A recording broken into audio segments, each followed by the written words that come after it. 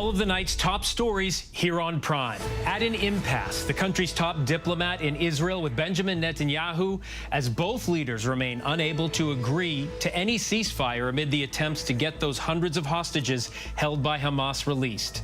Plus, how do you protect the country's top officials? In tonight's Prime Focus, we're on the ground for an exclusive look at how the nation's diplomats are trained for a growing number of global crises. And the average antidepressant takes about 2 months to produce a reduction in symptoms. Ketamine produces those same kinds of improvements within 24 hours. Can ketamine be effective in treating diagnosed depression? We're going to take a look at the science behind the growing trend. Good evening. I'm Phil Lipoff in tonight for Lindsay Davis. Thanks so much for streaming with us. We are following those stories and much more, including the development for Donald Trump in his New York trial. As we learn, he's set to take the stand in just a matter of days. Plus, President Biden in Maine consoling a community already in mourning. And she's run 44 marathons and is still going. We meet icon Connie Brown.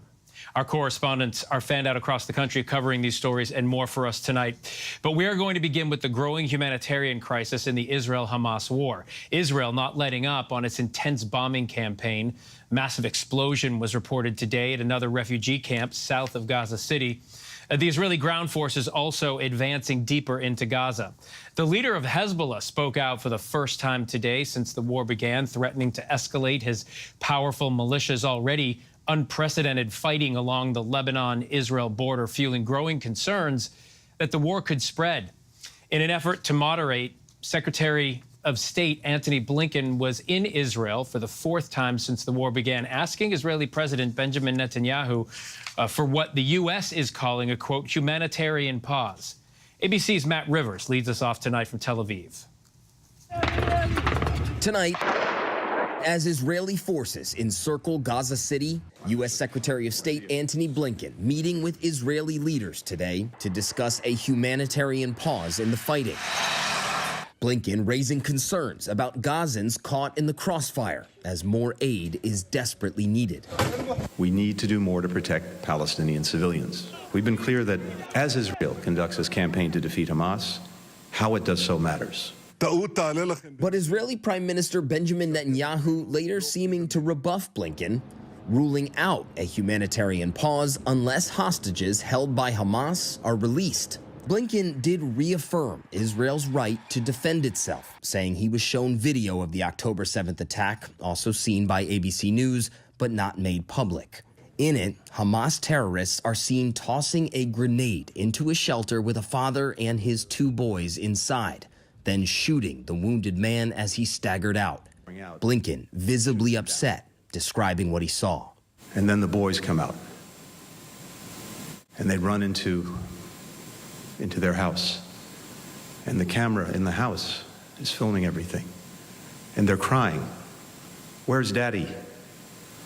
One says. The other says, "They killed Daddy. Where's my mommy?" And then the terrorist comes in and casually opens the refrigerator and starts to eat from it. That's what we're dealing with. Inside Gaza, the IDF releasing video of what it says are its troops uncovering the entrance to a Hamas tunnel following a massive bombardment of the site from the air. Hamas releasing its own unverified video showing fighters emerging from its tunnel complex to attack Israeli ground forces. Large explosions also rocked the area near Gaza City's biggest hospital today, as Israel said it was targeting an ambulance being used by Hamas to transfer weapons and fighters. The Hamas-run Gaza Health Ministry said at least 13 people were killed and 26 wounded in the strike near Al-Shifa Hospital.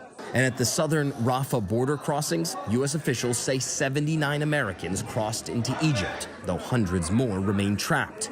And as the fighting rages, there are growing fears about the 240 hostages held by Hamas, among them several U.S. citizens. Yarden Gonen's little sister Romi was taken hostage by Hamas during that music festival on October 7th. Today, she joined a rally outside the hotel where Secretary Blinken met with Israeli officials. A clear message on her mind, speaking to ABC's Ian Pannell. You must bring them home now, not tomorrow, not today even, now. For the families of hostages, it couldn't be more urgent. Matt joins us now from Israel. Matt, as we mentioned at the top of the show, the leader of Hezbollah spoke out today. What more can you tell us about what he said? Yeah, Phil, for the first time since this conflict began, we heard from Hassan Nasrallah, the leader of Hezbollah, and while he did say that all options, quote, remain on the table, he stopped short of calling for a second front to be opened in this war at the Lebanese border, and that is very significant given the very real risks that we still face of this war turning into a wider regional conflict. Phil? All right. Matt Rivers from Tel Aviv. Matt, thank you. And with the U.S. increasing its presence in the region to deter Iran from potentially attacking Israel, we get a rare sight tonight. Take a look at this. 2 American aircraft carriers side by side in the eastern Mediterranean. The U.S. Navy released photos of the USS Eisenhower and the USS Ford together. Take a look at that in this show of force. The Pentagon has not signaled how long the 2 ships will be in the area. Here at home, amid the FBI warning about rising threats from extremists in the U.S., Jewish Americans across the country are arming themselves for protection. Gun shops from California to Texas to Florida are reporting an increase in sales as the ADL says there has been a 400% spike in anti-Semitic incidents. ABC's Victor Akendo with details. With the war raging in Israel and the FBI warning of attacks against Muslims and Jews in the U.S., tonight many Jewish Americans are taking steps to protect themselves, buying guns for the first time. I think right now it's just that people can't feel safe in their day-to-day life, and they also feel like they have to be looking over their shoulder. Gun shops from Florida to California to Texas are seeing a surge in sales to Jewish customers. The people are coming in and saying that they are scared for their lives. Because of their religion, they're expecting to be attacked. In Hollywood, Florida, Endy Tenenhouse joined a group of Jewish women for an introductory firearms course. We need to make sure that our communities are well prepared, and God forbid if anything should happen, we know how to handle a situation. The ADL has seen a 400% spike in anti-Semitic incidents since the Hamas terror attack. In Los Angeles, where this week anti-Semitic messages were scrawled on a synagogue and the iconic Jewish deli Cantor's, Attention. Rabbi Yossi Alfort is giving firearms training to members of LA's Jewish community. The nonprofit Maganam says they're seeing an unprecedented surge in demand for classes. Hold on to the gun. Here in Florida, many coming to the Pembroke gun range, buying their first weapon, like Michael Farihi. Did you ever think you'd own a gun, be in this position? I definitely never thought I'd have to carry one on me at all times, and the thought that I might have to do that now or, you know, have one when I go to certain events is definitely a sad reality. Sad reality indeed. Victor Akendo joins us now. Victor, the director of the FBI, is warning that both Jewish and Muslim communities here face escalating threats.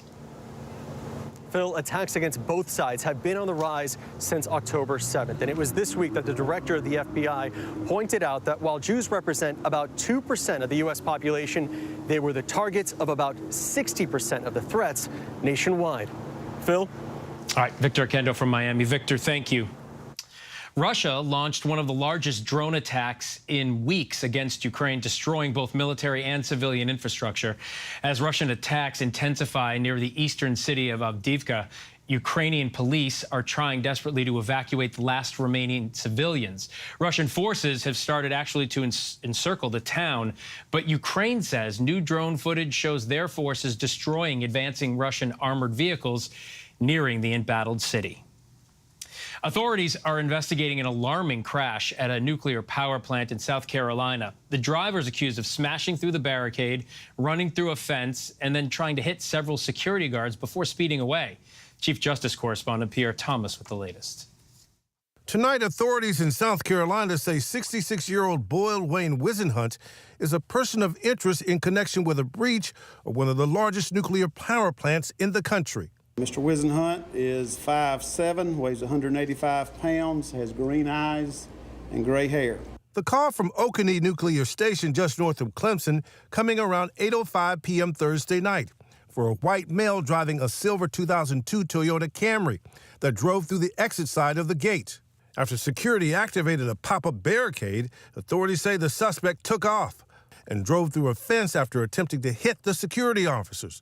15 minutes ago, the vehicle that we were looking for was located in Pickens County. The incident comes amid heightened concern that foreign or domestic violent extremists could target power grids. Last December, 2 substations in North Carolina were damaged by gunfire, knocking out power to 45,000 people for days. Wisenhunt is wanted in Arkansas on drug and weapons charges. Police are telling anyone with information to call 911 immediately. Phil? All right, Pierre, thank you. President Biden today paid tribute to the victims of that horrific mass shooting in Lewiston, Maine, where 18 people were shot and killed just 9 days ago at a bowling alley and a bar and a grill. The president and First Lady also visited that bar, leaving flowers, as you can see, at the memorial for the victims. The president met with families and first responders and, again, called on Congress to pass new gun control legislation. This is about common sense, reasonable, responsible measures to protect our children, our families, our communities. Because regardless of our politics, this is about protecting our freedom to go to a bowling alley, a restaurant, a school, a church, without being shot and killed. Let's bring in our chief White House correspondent, Mary Bruce. Mary, the president noted that he's made too many of these trips, and I distinctly remember his predecessor saying the same thing. Give us a sense of his message today and what the goal of this trip was. First and foremost is for the president simply to mourn with this community. But you also hear the president exasperated that he is once again assuming this role as consoler in chief. And you hear him once again making that familiar refrain, that familiar plead, really, for Washington to finally do something. So the White House has this new Office of Gun Violence Prevention. Do you think there's anything it can do specifically here? Are they going to be pushing Congress for anything specific? Yeah, look, they certainly are trying, but the White House has also been very blunt. There is simply only so much that the president can do on his own. He is calling for big steps here. He wants to see an assault weapons ban. He wants to see expanded background checks. These are things that require Congress to act. And we are well aware that right now there simply is not the political appetite in Washington to take this kind of action, despite the fact, Phil, that most polling shows that a majority of Americans would like to see stricter gun measures. All right, Mary Bruce from the White House tonight. Mary, thank you. Thank you. And we learned today that the Supreme Court will take up 2 gun-related cases. The court will weigh whether a Trump-era ban on the so-called bump stocks is actually lawful. Bump stocks enable semi-automatic rifles to fire hundreds of rounds per minute. Firearm owner and dealer Michael Cargill sued the government after he had to surrender his bump stocks, arguing the government doesn't have the authority for the ban. They will also hear a case brought by the NRA that claims a New York State official unlawfully coerced institutions when she urged insurance companies and banks to rethink their relationships with gun rights groups. Now to the courtroom showdown looming here in New York. Former President Trump is scheduled to take the stand Monday in the civil trial against him, following his 2 oldest sons' testimonies this week. And we are now getting a look at Ivanka Trump's deposition before she takes the stand next week as well. ABC senior investigative reporter Aaron Katersky with us tonight. Tonight, former President Trump preparing to take the stand in the trial that could crater his family business. And now his eldest daughter, Ivanka, is getting ready to testify, too. Today, ABC News obtaining excerpts of her deposition. Do you swear to tell the whole truth, nothing but the truth, so help you God? I do. Ivanka Trump is not a defendant in the case, and she didn't want to testify, arguing she would suffer undue hardship by having to travel from her home in Florida in the middle of a school week. Courts rejected that, and today she dropped her appeal. Like her brothers, Eric and Don Jr., Ivanka Trump claims to know little about the financial statements a judge determined fraudulently inflated the value of the family's real estate to secure favorable insurance rates and bank loans. A statement of financial condition would list all of the assets and all the liabilities. Otherwise, it wouldn't accurately portray the financial condition of the entities, right? I've never prepared. I object to the question. Yeah, I've never prepared one, so I have no idea. To your knowledge, you're a Wharton graduate. I object to the question. Look, I have my own. I've never prepared one. I don't know. I've never made one. I'm not an accountant. And as you sit here today, you don't know whether it would include all assets and all liabilities? I don't know. She said she doesn't know anything about her father's personal financial statements either. No, I mean, not like specific to him. Okay, that's what I'm asking. Yeah. Not the company, specific to him, where his assets and his liabilities are identified. Sure he has accountants who do all sorts of stuff, you know, have all sorts of stuff. But no, sorry. Right, I don't specifically know what was prepared on his behalf for him as a person, separate and distinct from the organization. Her brothers have testified all they did was sign the documents their accountants prepared, insisting they didn't check what was actually in them. Today, Eric Trump testifying, "I don't think I'd be so nitty-gritty that I focused on details like this. This is just not what an executive at my level focuses on." And Aaron joins me now. Aaron, next week seems to be the big week here. It's probably the most anticipated week of this civil trial, Phil. Former President Trump is going to take the witness stand Monday, followed by his daughter, Ivanka. She didn't want to do this. She said it would be a hardship to show up during the school week, but the judge said she had to testify. Like her brothers, though, she is expected to distance herself from those financial statements at the heart of the case. Yeah, we saw that in your story. She just, I don't know. Seems to be what all three children have been saying. It's going to be interesting to see what Donald Trump says on the stand. Aaron, thank you. Thank you, Phil. We move on now to a pretty chilling investigation in Pennsylvania. A nurse accused of killing patients with lethal doses of insulin is now facing new charges. Prosecutors saying at least 17 more patients under her care died. Here's ABC's Trevor Ault. Tonight, a former Western Pennsylvania nurse who police say already admitted to murdering 2 patients, now charged in the deaths of more than a dozen new victims. Authorities say Heather Presti has confessed to trying to kill 19 patients at 5 different care facilities, 17 of them dying.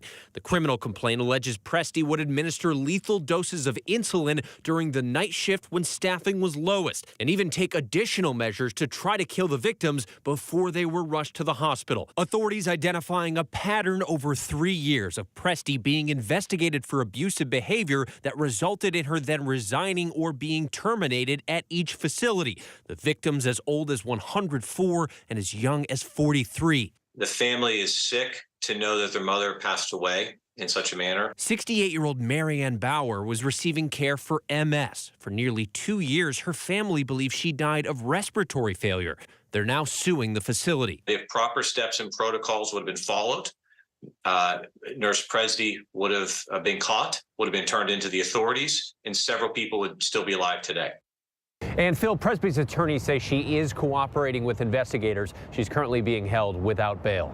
Phil. All right, Trevor, thank you. And now to a scare aboard a JetBlue flight from New York's JFK Airport to Fort Lauderdale. The plane was still at the gate when a passenger's electronic device caught fire, with passengers and, of course, flight attendants rushing to put it out. ABC's Gio Benitez with the details.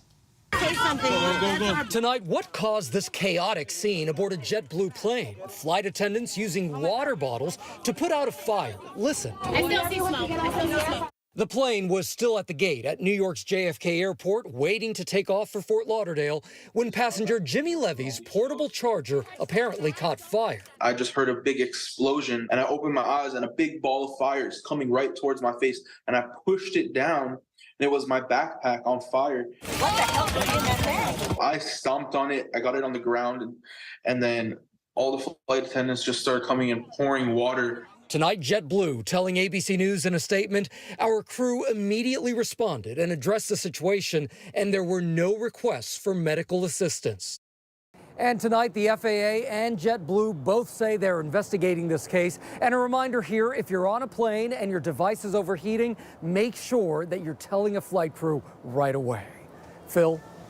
All right, Gio, thank you. There is still much more to get to here on Prime tonight. Coming up, passengers on that flight that an off-duty pilot allegedly tried to take down are suing Alaska Airlines. What they are alleging in their suit.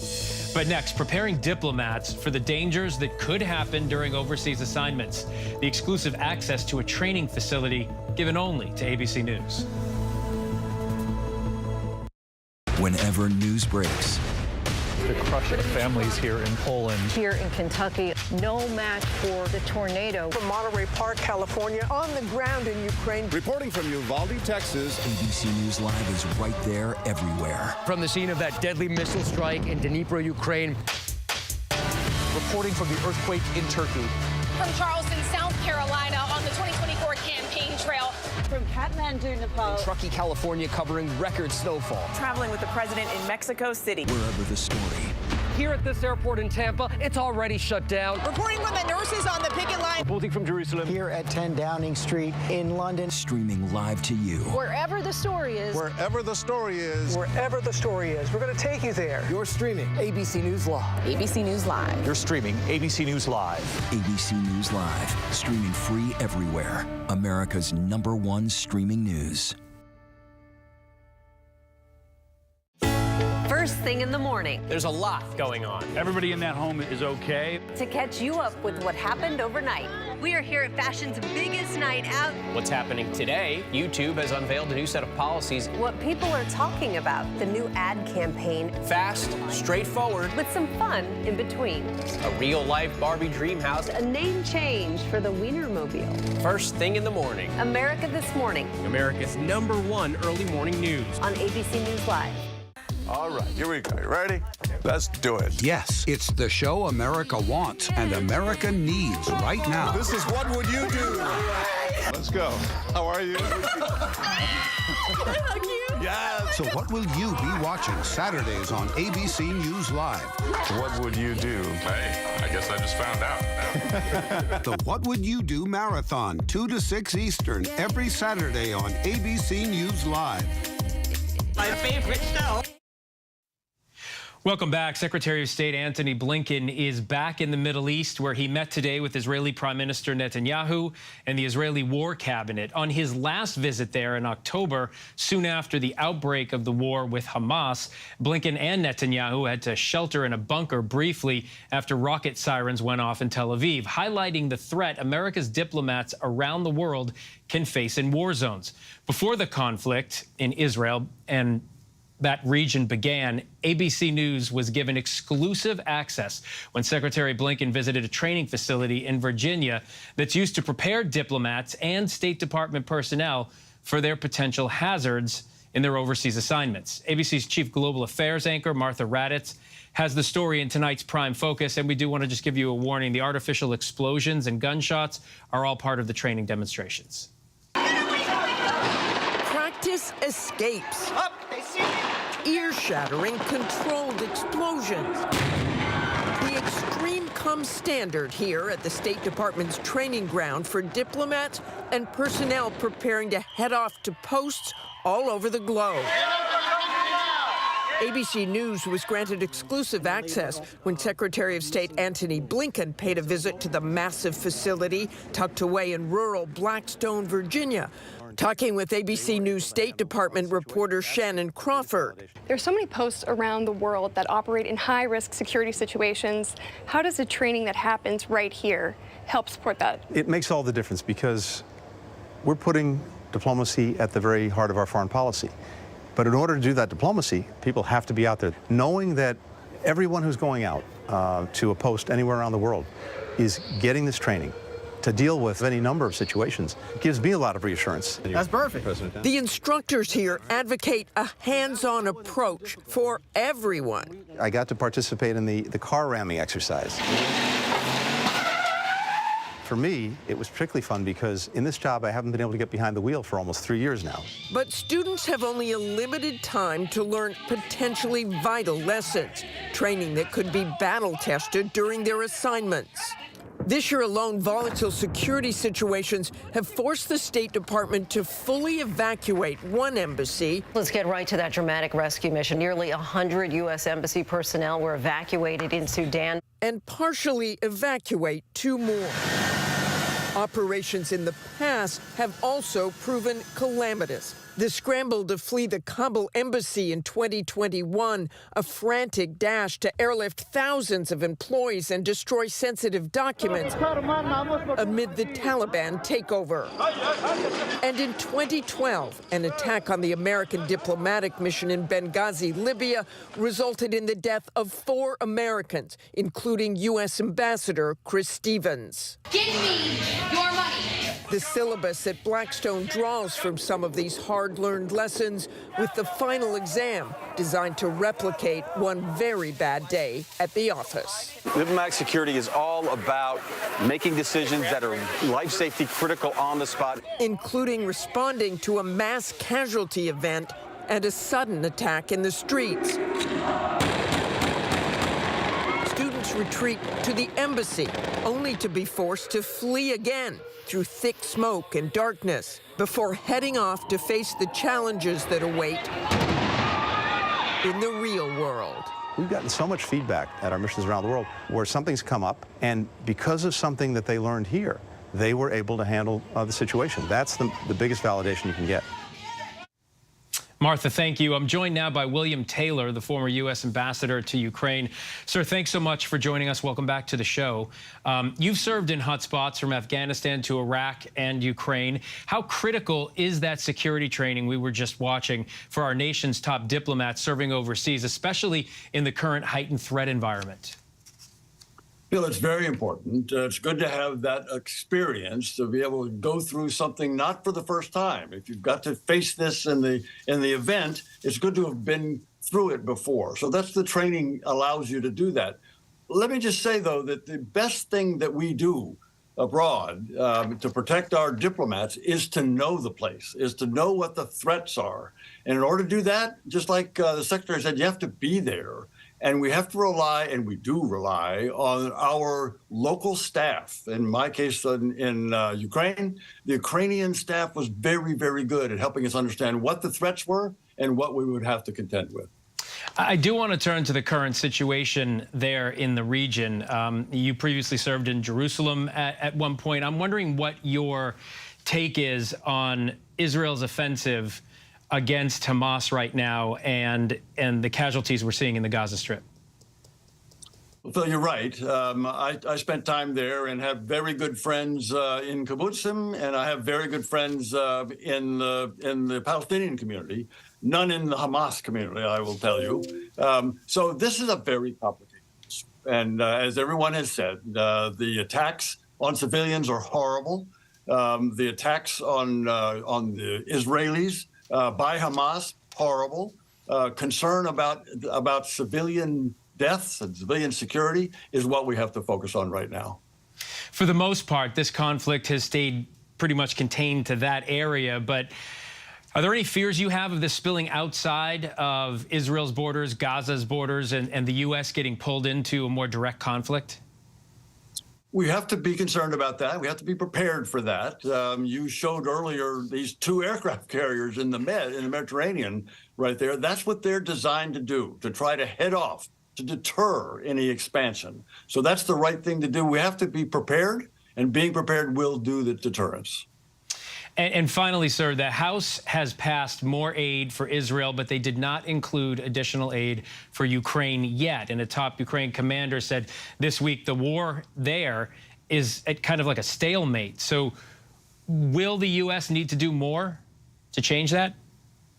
Absolutely. The U.S. will definitely have to do more, and the U.S. will have to provide more of the weapons that the Ukrainians, that Ukrainian leader, that military leader made it very clear that they need this kind of support that's coming from the United States. They are so appreciative. The first thing they say every time I visit, thank you. But then they say we need more. They watch very closely what the House and the Senate are doing, and they need that support. Ambassador Taylor, always good to have your perspective. Thanks so much. Thank you, Phil. Still ahead tonight on Prime, a massive gas explosion rips through a building, injuring nearly a dozen people. What contractors say might have caused that massive blast. Plus, is the media you consume quietly forming your opinions? Why you might just be what you watch. And it's that time of year when we turn the clock back an hour. But daylight saving is a divisive nationwide topic, so should it still exist? A look at the debate by the numbers. With so much at stake, so much on the line, more Americans turn here than any other newscast. ABC News World News Tonight with David Muir, America's #1 most watched newscast across all of television. This is ABC News Live. The crush of families here in Poland. At refugee centers. In Putin's Russia. On the ground in Ukraine. Close to the front line. From the capital. Destructive Cat 4 storm. You're along I-5. Boston is in the bullseye. Let's go. ABC News Live, America's #1 streaming news. Anytime, anywhere. Streaming 24/7, straight to you for free. Thank you for making ABC News Live America's #1 streaming news. From America's #1 news comes the all-new ABC News app. Breaking news, incredible video, faster, smarter, and customizable to your interests. If you love being in the know, you're gonna love this. Experience the all-new ABC News app. Download it now. It all began so beautifully. Suddenly, there was a shock. Mrs. Kennedy's dress was stained with her husband's blood. She said, I want them to see what they have done to Jack. What is our country coming to? Are we a sick society? I felt extreme hostility in front of Mrs. Jacqueline Kennedy. The greatest courage is to go about a day's work. That's a large order for a woman. First thing in the morning. There's a lot going on. Everybody in that home is okay. To catch you up with what happened overnight. We are here at fashion's biggest night out. What's happening today? YouTube has unveiled a new set of policies. What people are talking about. The new ad campaign. Fast, straightforward. With some fun in between. A real-life Barbie dream house. A name change for the Wienermobile. First thing in the morning. America This Morning. America's #1 early morning news. On ABC News Live. For 30 years, my brother's death was his mystery. Was he pushed? Did he kill himself?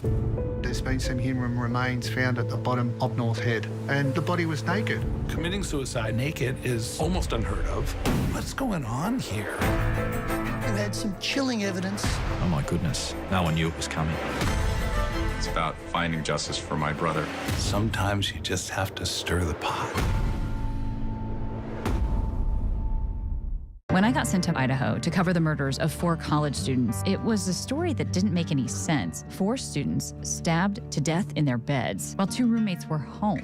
You gotta think to yourself, okay, who's the target and how many people would a man go through to get to his target? I'm Kana Whitworth with ABC News. This is the story of savage murders, a determined small-town police force, and a scholar of crime. This is the King Road Killings. The full series is out now. Listen to every episode wherever you get your podcasts. We are here in Israel, a nation at war. We've seen tank after tank pouring into this area. This is where it all began. Bullet holes all up the wall. Within minutes, the air raid sirens going off. You can hear the sound of an explosion. We are pinned down here. Tonight, Israel waging a fierce bombardment of Gaza. The Israel-Hamas War. For non-stop live coverage, stream ABC News Live. Reporting from southern Israel. From the front lines. In downtown Ramallah. In Beirut. Wherever the story is, we'll take you there. ABC News Live. Reporting from the scene of the Monterey Park mass shooting, I'm Juju Chang. Wherever the story is, we'll take you there. You're streaming ABC News Live. Welcome back, and we have some good news. This weekend will be 1 hour longer, so you can get more into your day. The bad news for some, it means saying goodbye to daylight saving time. We have a look at the debate over the biannual clock change by the numbers. 2 a.m. Sunday, that's when clocks will fall back 1 hour in most of the country. The arguments against the change: earlier darkness means more car accidents. More than 900 fatal crashes might have been avoided if daylight saving time had been retained year-round from 1987 to 1991. That's according to the National Institutes of Health. Another group of researchers found collisions between deer and vehicles increased 16% following the end of daylight saving time. They calculate that a permanent move to daylight saving time would prevent 2,054 human injuries, 33 human deaths, and $1.19 billion in damage every year.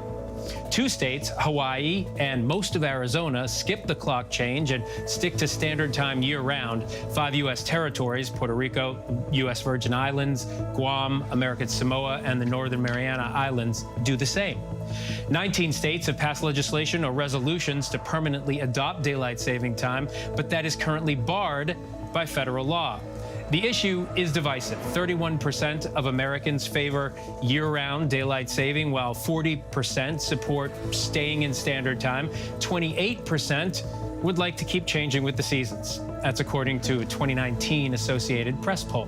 Whichever side you fall on in this debate, at least you can enjoy your extra hour this weekend.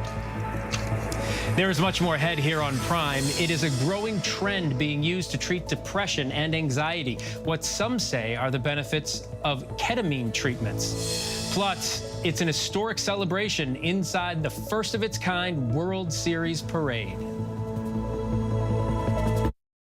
Whenever news breaks, The crush of families here in Poland. Here in Kentucky, no match for the tornado. From Monterey Park, California, on the ground in Ukraine. Reporting from Uvalde, Texas. ABC News Live is right there everywhere. From the scene of that deadly missile strike in Dnipro, Ukraine.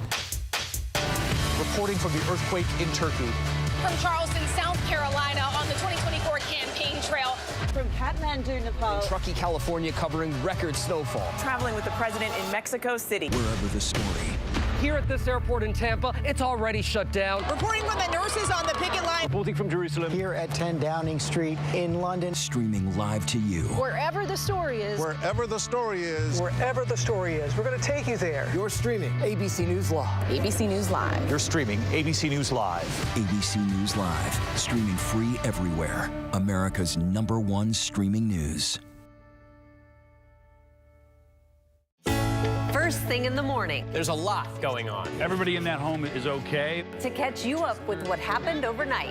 We are here at fashion's biggest night out. What's happening today? YouTube has unveiled a new set of policies. What people are talking about. The new ad campaign. Fast, straightforward. With some fun in between.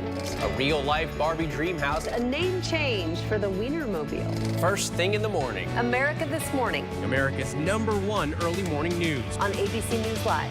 This is ABC News Live. The crush of families here in Poland. At refugee centers. In Putin's Russia. On the ground in Ukraine. Close to the front line. From the capital. Destructive Cat 4 storm. You're along I-5. Boston is in the bullseye. Let's go. ABC News Live. America's #1 streaming news. Anytime, anywhere. Streaming 24/7. Straight to you for free. Thank you for making ABC News Live America's #1 streaming news.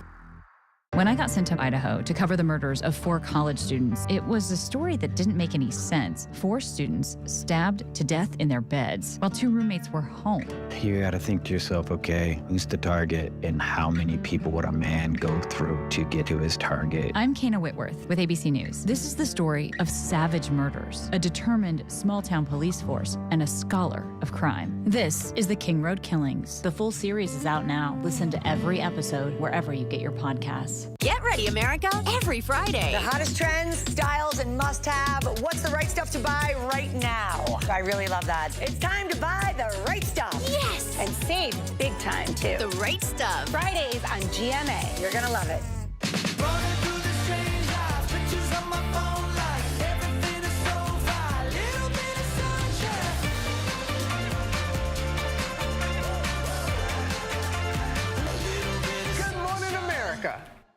All right, here we go. You ready? Let's do it. Yes, it's the show America wants and America needs right now. This is What Would You Do? Let's go. How are you? Yeah. So what will you be watching Saturdays on ABC News Live? What would you do? Hey, I guess I just found out. The What Would You Do Marathon, 2 to 6 Eastern, every Saturday on ABC News Live. My favorite show. Welcome back. A driver accused of killing a passenger in a deadly crash flees to China, remembering the life and legacy of an astronaut who spent more than 500 hours in space, and a World Series celebration, the first of its kind. These stories and more in tonight's rundown.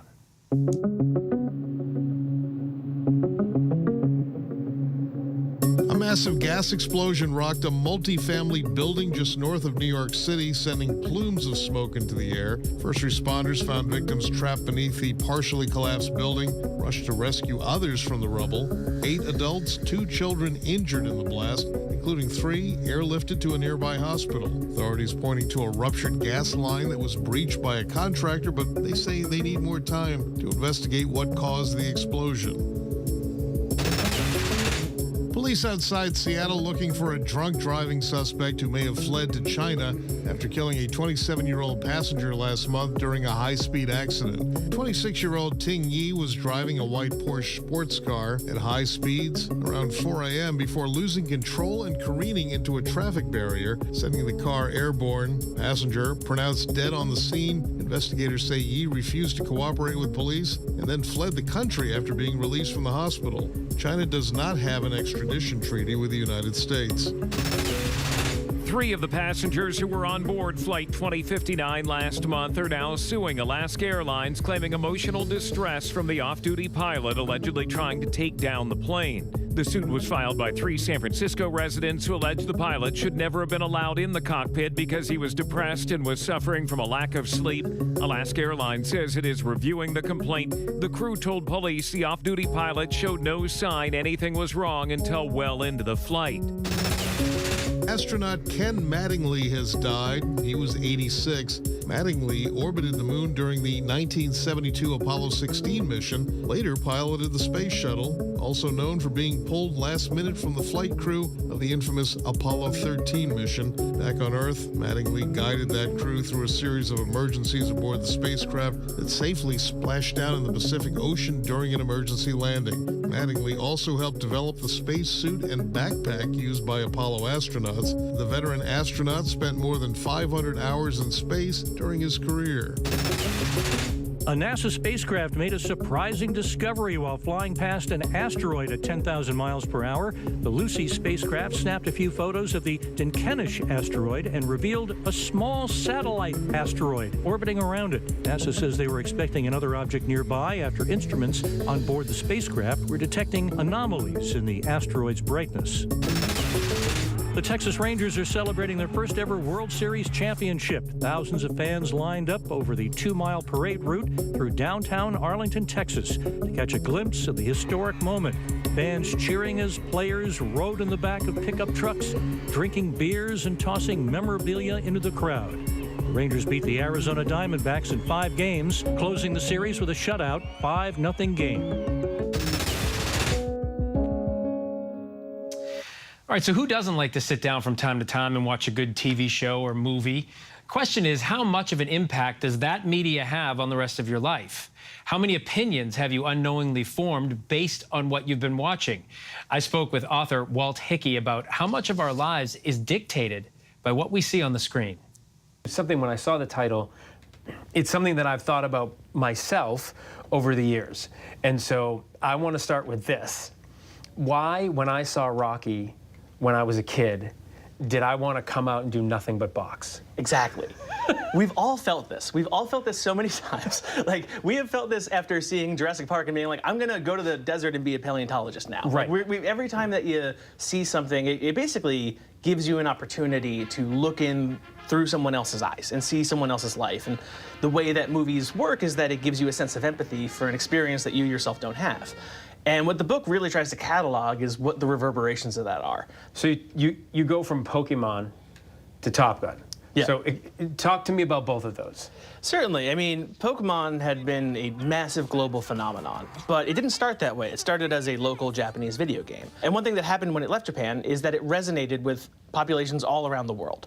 And it resonated for years. You had people who grew up on this thing, who played it from the ages of 8 to 18, and now are age 30 and looking at vacations to Japan, right? So Japan right now is cashing a check that it started writing in the late 90s. Tourism. Exactly. Tourism was a phenomenal boost as a result of things like Pokemon. Pikachu, use Thunderbolt! You mentioned Top Gun. Again, Top Gun is just such a phenomenal example of, for most of the 20th century, the military and Hollywood had a bit of an uneasy relationship. What happens with Top Gun is that Top Gun is one of the first times that Hollywood goes to the Pentagon and pitches them, listen, you guys sure have a lot of aircraft carriers, don't you? And wouldn't it be nice to feature some of that in a film? And it's a very collaborative effort from day one. And as a result, the film that comes out is glamorous in the Navy. People want to become fighter pilots afterwards. And as a result, it causes a very significant increase, not just in interest in the military from that, but interest from the military in working with Hollywood moving forward. Talk to me, Goose.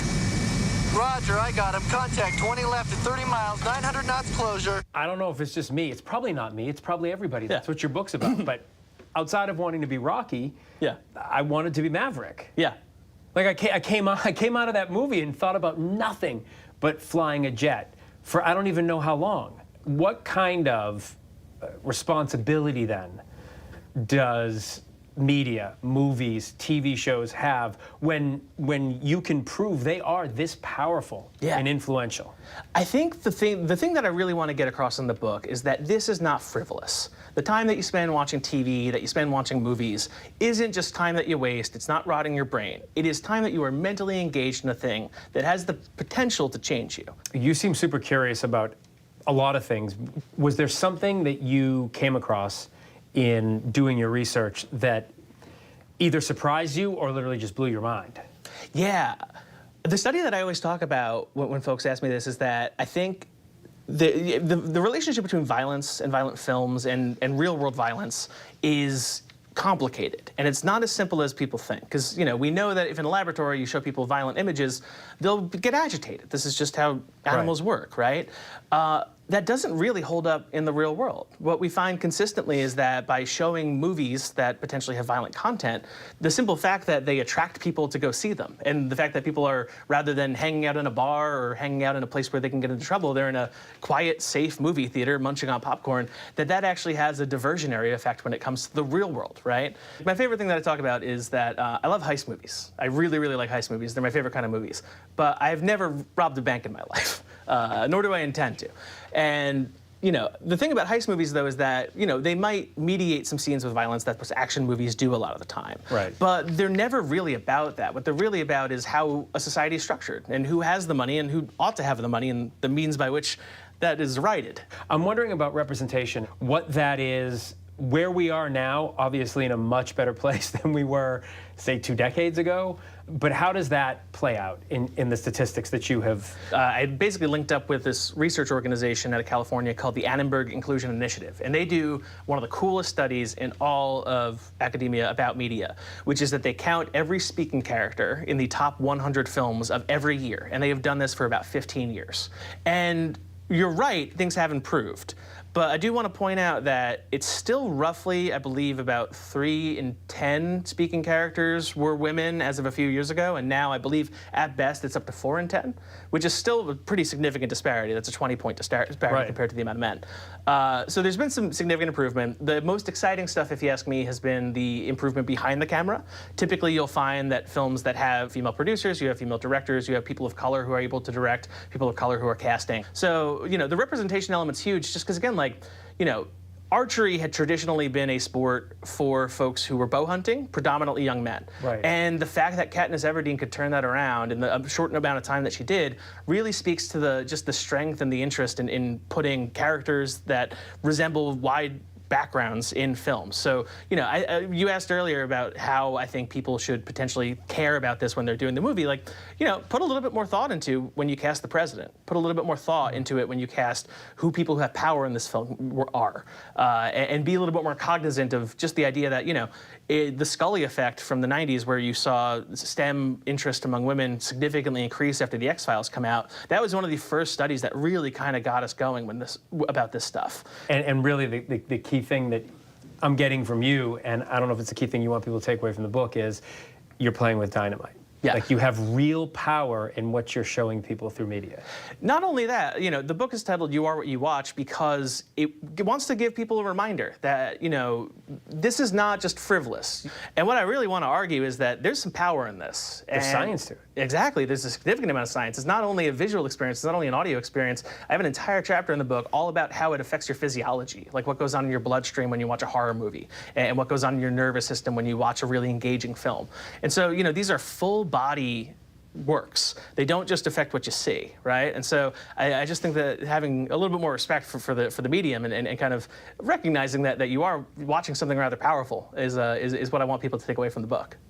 Fascinating conversation. Our thanks to Walt for that. And you can buy You Are What You Watch, How Movies and TV Affect Everything, wherever books are sold.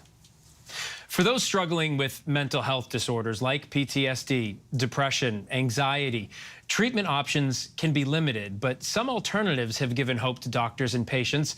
Ariva Pilgrim went to visit a ketamine clinic to learn more about this new therapy. I don't think I thought I would see my 21st birthday. Are we in room 9?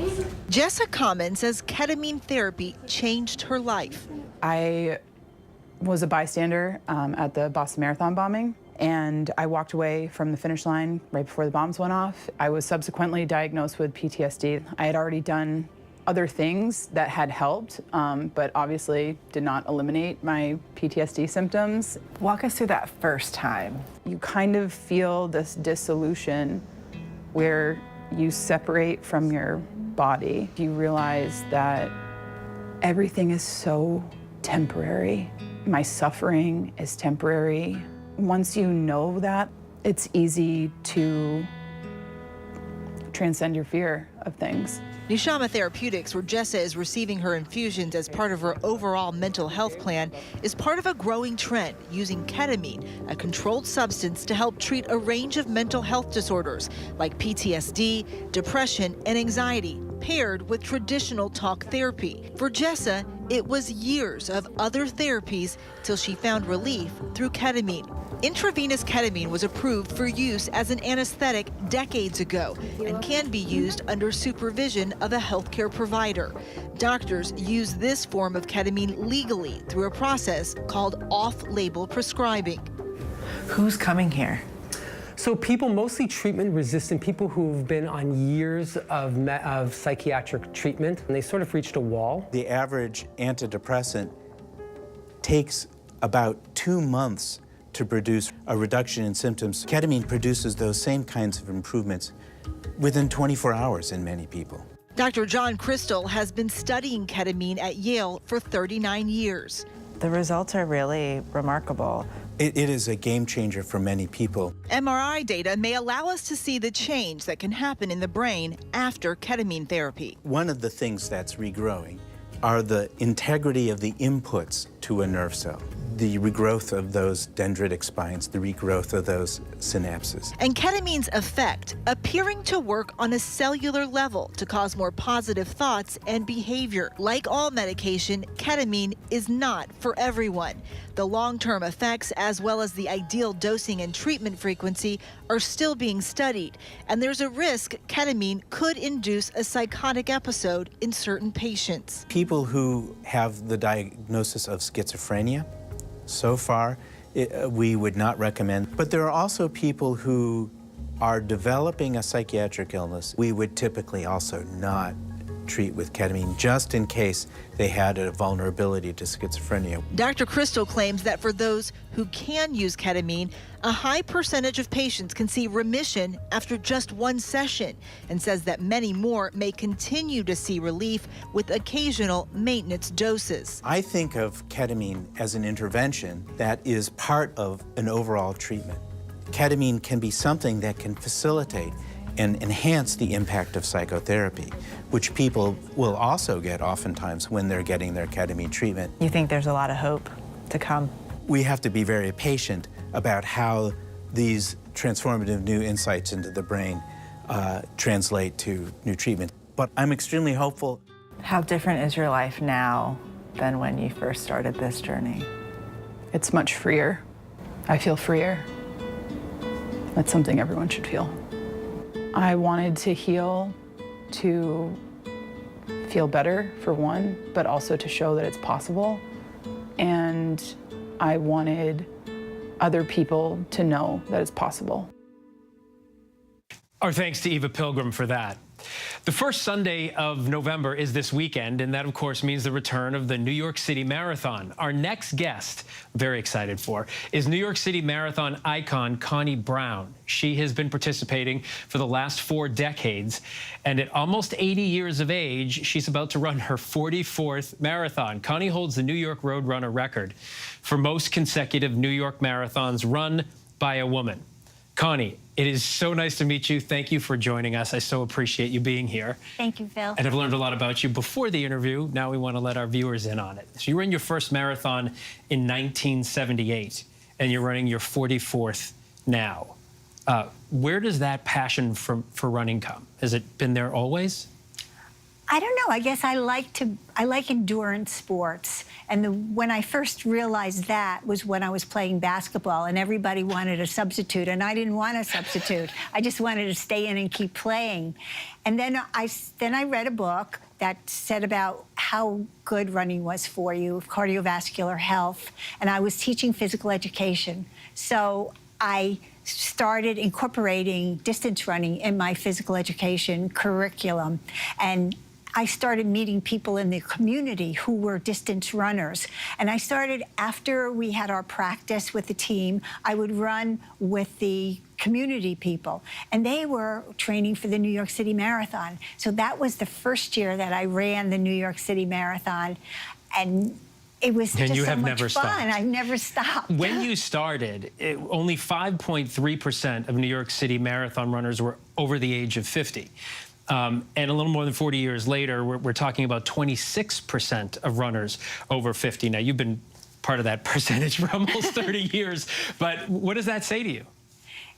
I think maybe people are discovering that it's good for them. Of course, it incorporates a lot of the baby boomers who want to live forever, and this is one way to get closer to forever. None of us are going to be there forever, but might as well enjoy life while you're here. Do you train all year round? I do. I run all year round. I train for the marathon from July 1st until the marathon weekend. And then I go back to a regular schedule of running, which includes running on Tuesday and Thursday, 6 miles, 8 miles. And then on Saturday, I run 12 miles. Of course, because that's what you do on Saturday.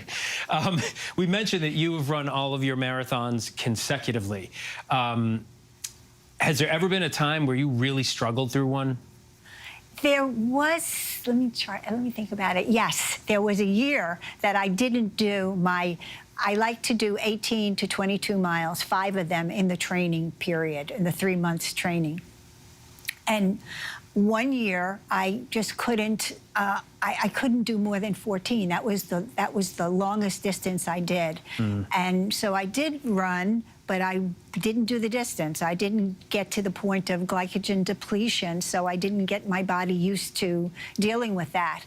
And when I was in the marathon, I don't know how I finished, but I finished, and I remember telling my friend, everything hurt. My fingers hurt, my wrist hurt, my elbows were hurting, everything hurt. I never, ever cheated on my long runs again. I make sure I do 5 or 6 of them. It's amazing. You know, I'm sitting here with you, and I've had the opportunity to talk to you before this. You're turning 80 on marathon day. Yes. You're turning 80 on marathon day. Yes. You don't look a day over, like 20 or 25 years younger than you are. That must, running has to have something to do with it. You talk about, you know, eating and just living the best life you can. I'm wondering, what you told me you are doing something other than a marathon after this. Just tell me what you're training for. Tell our viewers what you're going to do next at 80.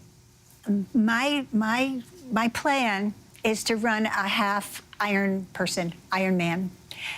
And it's in January, and it's in my hometown of Sarasota, Florida. And I expect to go back to the training as soon as I get home. Right after the marathon? Yes. And the half is 1 point...